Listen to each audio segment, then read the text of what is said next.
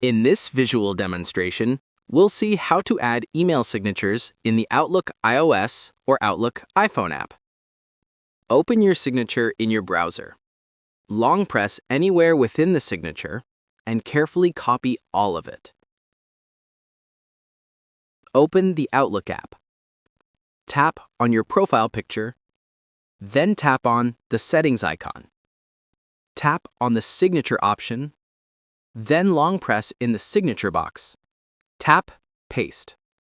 Next, tap on the tick icon to save it. Now, if you tap on New Email, you'll see your signature ready for use in your emails. If this video helped you, make sure to like and subscribe for more helpful tutorials like this. Feel free to reach out if you encounter any issues during the process. If this video helps you out, please leave a like and subscribe.